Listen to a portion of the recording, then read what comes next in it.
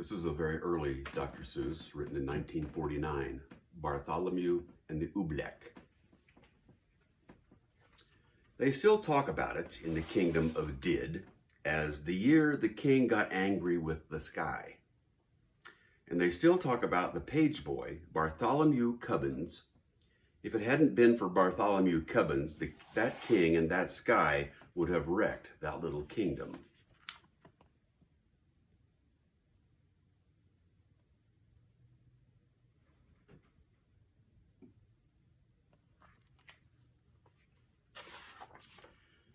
Bartholomew had seen the king get angry many, many times before. But that year, when His Majesty started growling at the sky, Bartholomew Cubbins just didn't know what to make of it. Yet all that year, the old king did it. All year long, he stared up into the air above his kingdom, muttering and sputtering through his royal whiskers. Humph! The things that come down from my sky. All spring, when the rain came down, he growled at that. All summer, when the sunshine came down, he growled at that.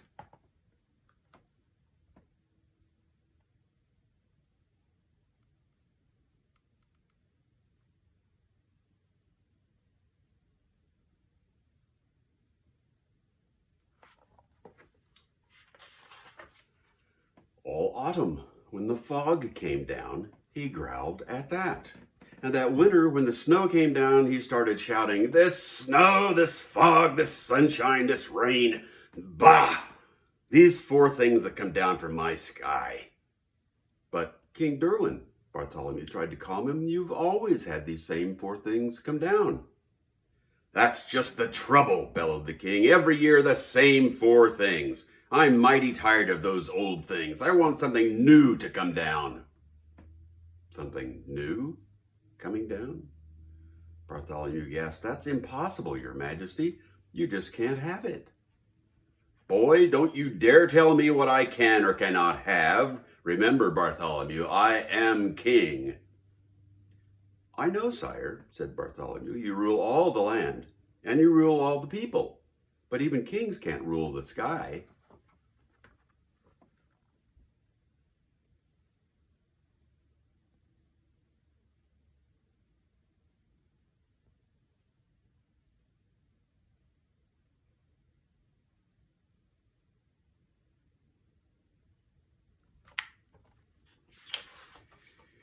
"Can't, eh?" His Majesty flew into a terrible rage. "Well, maybe other kings can't do it. Maybe I'm one king who can. You mark my words, Bartholomew Cubbins, I will have something new come down." But how to get something new to come down? That was rather hard to think up, and for many days the old king stomped around trying to figure out some way to do it. Then finally, late one night, when all the lords and ladies of the palace were fast asleep, just as the king was buttoning his royal nightshirt, he suddenly stopped still. A strange, wild light began to shine in his gray-green eyes. "Why, of course," he began laughing, "they can do it for me. Bartholomew Cubbins, blow my secret whistle. Quick, call my royal magicians." "Your magicians, Your Majesty?" Bartholomew shivered. "Oh no, Your Majesty, don't call them." "Hold your tongue, Bartholomew Cubbins. You do as I command you. Blow my secret whistle." "Yes, sire," Bartholomew bowed, "but Your Majesty, I still think you may be very sorry."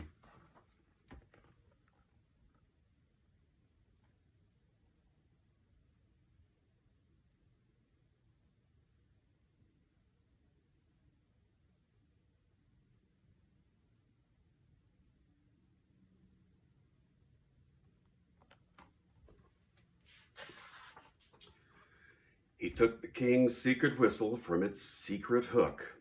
He blew a long, low blast down the king's back secret stairway, and a moment later he heard them coming, up from their musty hole beneath the dungeon, up the empty midnight tunnel to the royal bedchamber tower came the magicians on their padded, shuffling feet.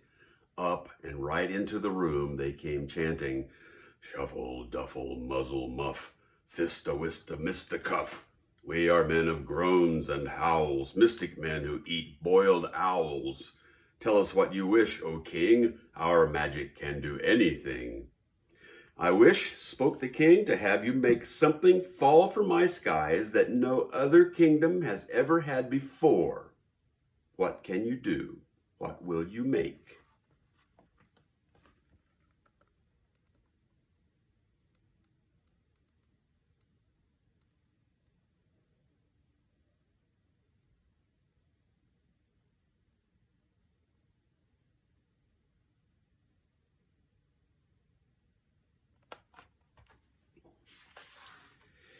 For a moment they stood thinking, blinking their creaky eyes.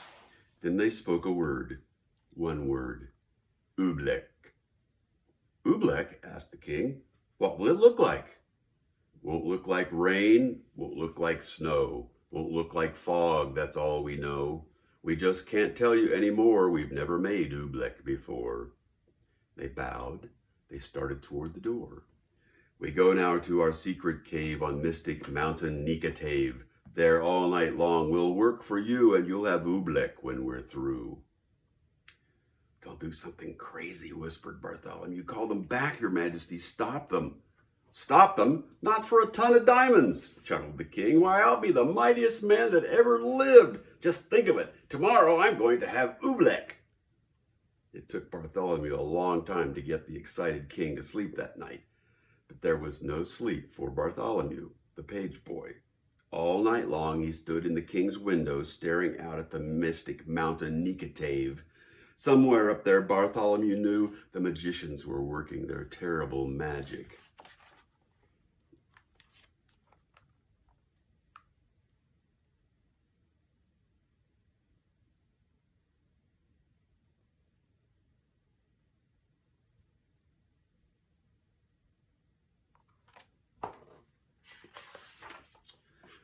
All night the magicians did. All night they walked circles around their magic fire, making magic, mumbling with their clucking tongues. Oh, snow and rain are not enough. Oh, we must make some brand new stuff. So feed the fire with wet mouse hair, burn an onion, burn a chair, burn a whisker from your chin, and burn a long sour lizard skin. Burn yellow twigs and burn red rust and burn a stocking full of dust. Make magic smoke green, thick, and hot. It sure smells dreadful, does it not? That means the smoke is now just right, so quick before the day gets light. Go, magic smoke, go high, go rise up to in the kingdom sky. Go make the Oobleck tumble down on every street and every town. Go make the wondrous Oobleck fall. Oh, bring down Oobleck on us all.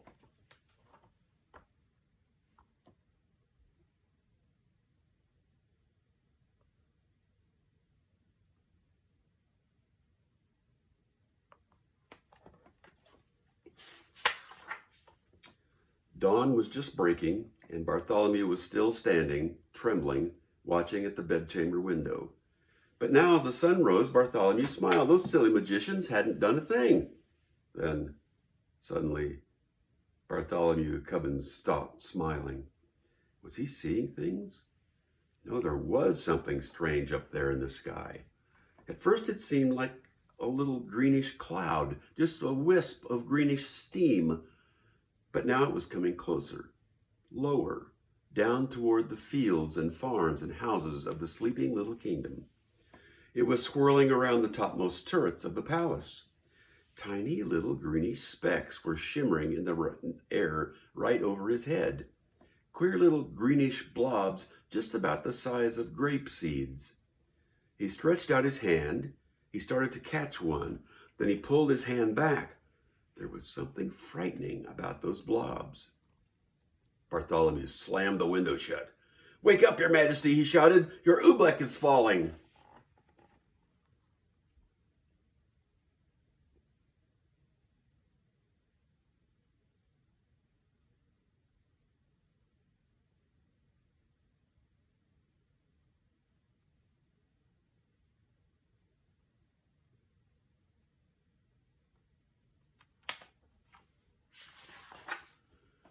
The king sprang out of his royal bed sheets. By my royal whiskers it is, he cried. Oh, that beautiful Oobleck, it's mine, all mine. I don't like the looks of those blobs, sire, said Bartholomew. They're coming down now as big as greenish peanuts. The bigger the better, laughed the king. Oh, what a day. I'm going to make it a holiday. I want every man, woman, and child in my kingdom to go out and dance in my glorious Oobleck. Out in that stuff? Asked Bartholomew. Do you really think it's safe, sire? Stop asking foolish questions, snapped the king. Boy, you run to my royal bell tower. Wake my royal bell ringer. Tell him to ring the great holiday bell. For a moment, Bartholomew Cubbins didn't move. Run, barked the king. Bartholomew ran.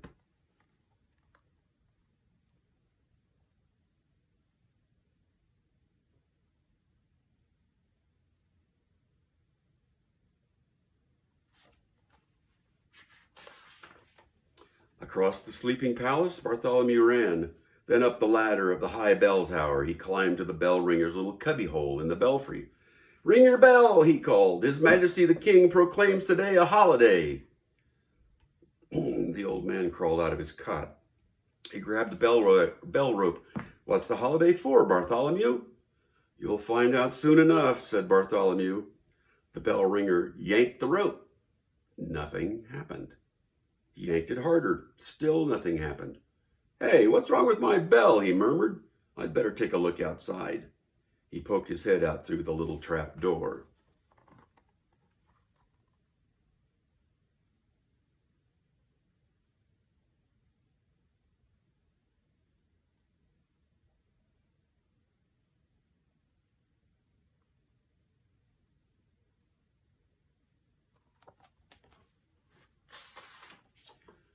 Merciful gracious, he gulped. What is that? All over my bell like greenish molasses. Not only your bell, Bartholomew cried. Look at that poor robin down there in that tree. She's stuck to her nest. She can't move a wing. That Oobleck's gooey. It's gummy. It's like glue. Oh, the bell ringer wrung his hands. If that green stuff sticks up robins, it'll stick up people too. Someone's got to warn the people, cried Bartholomew. Got to wake 'em up and warn 'em to stay inside their houses. I'll tell the royal trumpeter, he shouted. He turned and slid like lightning down the bell tower ladder.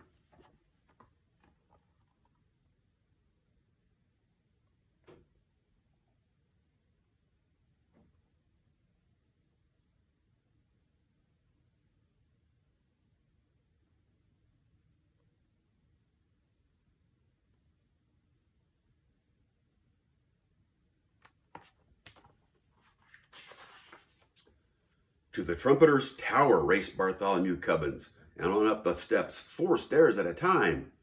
As he ran, he could hear the plop, plop of an Oobleck on the window panes. It was pelting against the palace walls as big as greenish cupcakes now. He yanked the covers off the snoring trumpeter. He shoved his cold trumpet right into his sleepy hands. Get up, warn the people, blow the alarm. Alarm? Yawned the trumpeter. Then his eyes saw the Oobleck. Those green things, Bartholomew, where'd they come from? The king, panted Bartholomew, his royal magicians made them. The royal trumpeter leaped from his bed. That king of ours should be ashamed. He jabbed his trumpet out of the window. I'll blow, he shouted, the loudest alarm that ever been heard in the kingdom of Did.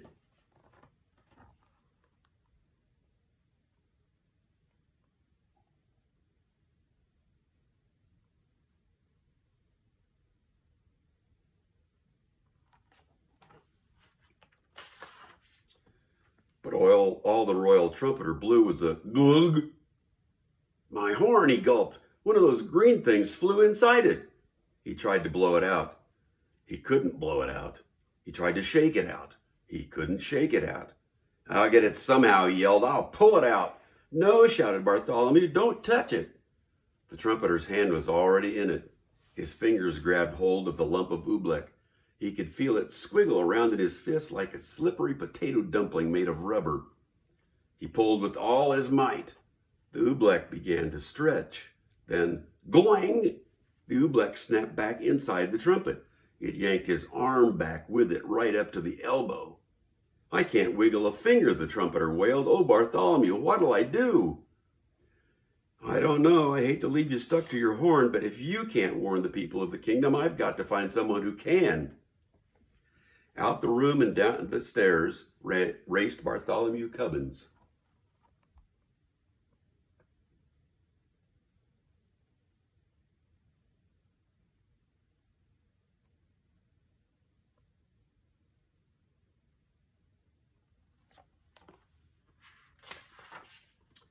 Down to the chamber of the captain of the guards. The captain was humming in front of his mirror, combing the ends of his handsome mustache. "Captain, do something!" shouted Bartholomew. "Do something? Why?" smiled the captain. "What's wrong?" "Captain, haven't you seen the dreadful Oobleck? It's coming down now as big as greenish baseballs." "Oh, that stuff," laughed the captain. "What's so dreadful about that, lad? You know, I think it's rather pretty." "Captain," pleaded Bartholomew, "it's dangerous." "Nonsense," snorted the captain. "Lad, are you trying to frighten me? Captains, my boy, are afraid of nothing. That stuff's harmless. I'll show you. I'll eat some." "Eat some," gasped Bartholomew. "Oh, no!" But before Bartholomew could stop him, the captain was leaning out his window, scooping up some oobleck on the end of his sword. "Don't, Captain, don't!"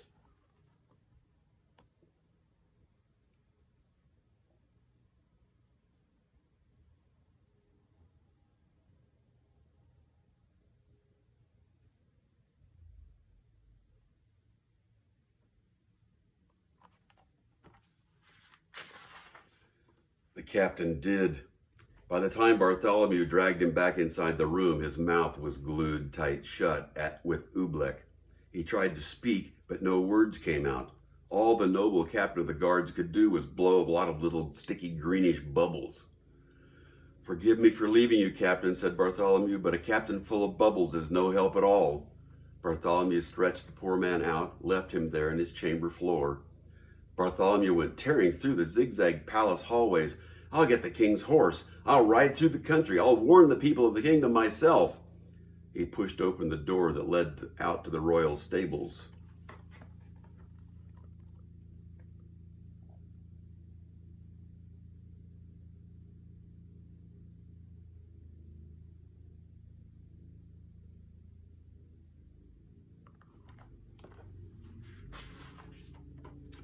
Bartholomew stopped. He could go no farther. The awful Oobleck was plumping down as big as greenish footballs now. Too late to warn the people of the kingdom. There were farmers in the fields getting stuck to hoes and plows. Goats were getting stuck to ducks. Geese were getting stuck to cows. Outside the palace, it was piling up. Great greenish tons of Oobleck, deeper and deeper on every roof in the land. There was nothing Bartholomew Cubbins could do out there. Shaking his head sadly, he stepped back inside.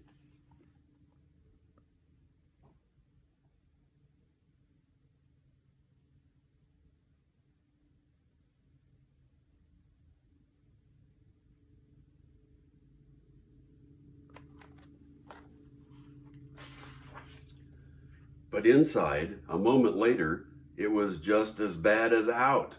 With an angry roar, the Oobleck was suddenly hitting the palace harder. It was battering and spattering against the walls as big as greenish buckets full of gooey asparagus soup. Like a sinking sailboat, the whole palace was springing leaks. The Oobleck was ripping the windows right off their hinges. It was dripping through the ceilings. It was rolling down the chimneys. It was coming in everywhere, even through the keyholes.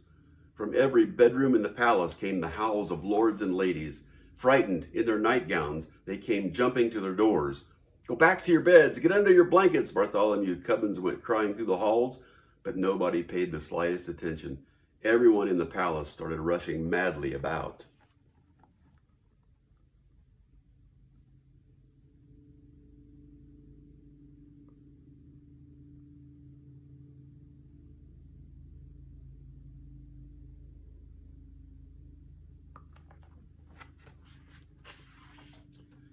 The royal cook rushed down to the royal kitchen. Bartholomew Cubbins saw him trapped there, stuck to 3 stew pots, a teacup, and a cat. The royal laundress rushed outside to save her laundry. Bartholomew saw her stuck tight to the clothesline between 2 woolen stockings and the king's best Sunday blouse.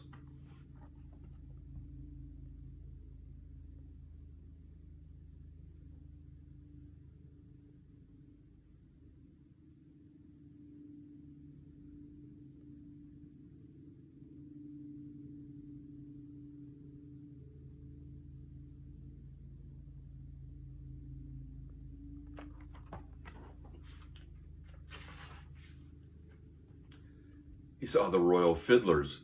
They were stuck to their royal fiddles. Everywhere Bartholomew ran, he saw someone stuck to something.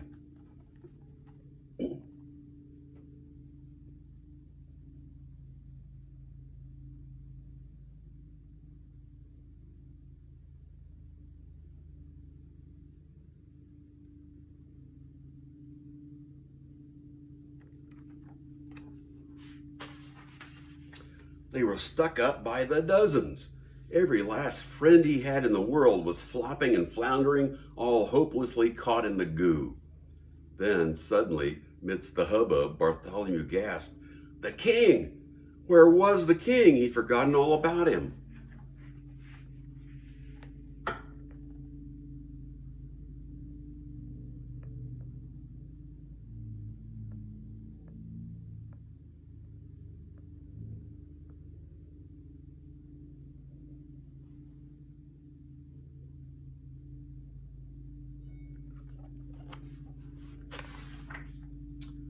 It was in the throne room that Bartholomew found him.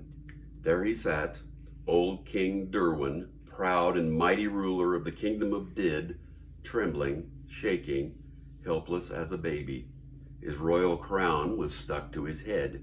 The seat of his royal pants were stuck to his royal throne.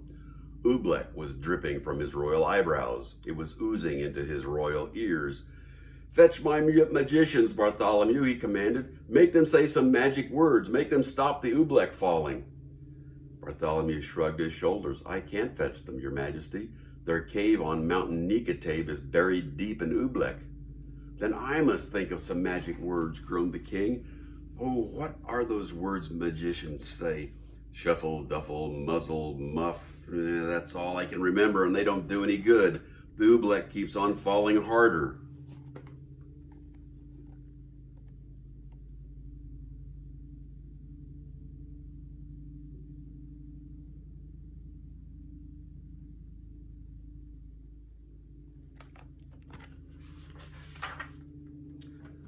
Bartholomew Cubbins could hold his tongue no longer.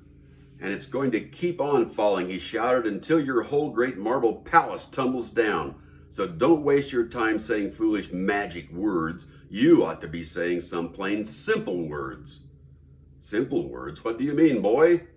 "I mean," said Bartholomew, "this is all your fault. Now the least you can do is say the simple words, 'I'm sorry.'" No one had ever talked to the king like this before.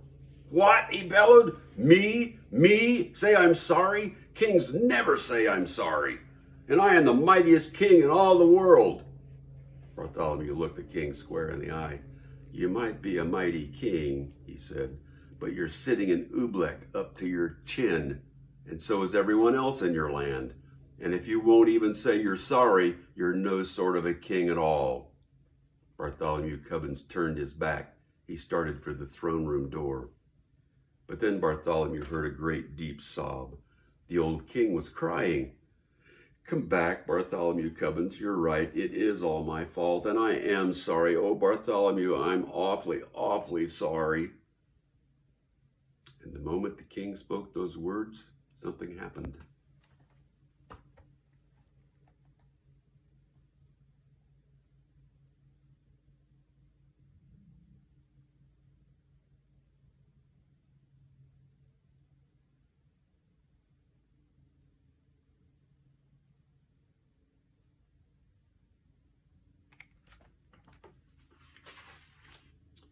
Maybe there was something magic in those simple words, "I'm sorry."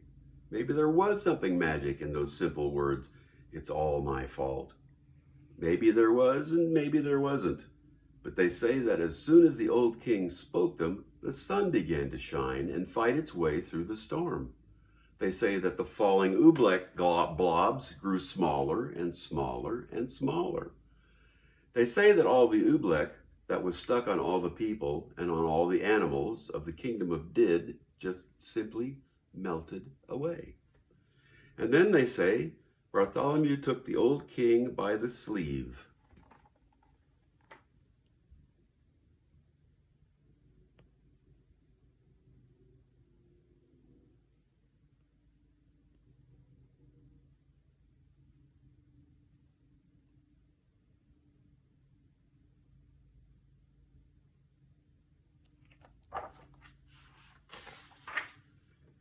and led him up the steps of the high bell tower. He put the bell rope into His Majesty's royal hands, and the king himself rang the holiday bell. Then the king proclaimed a brand new national holiday in honor of the four perfect things that come down from the sky. The king now knew that those four old-fashioned things, the rain, the sunshine, the fog, and the snow, were good enough for any king in the world, especially for him, old King Derwin of Did.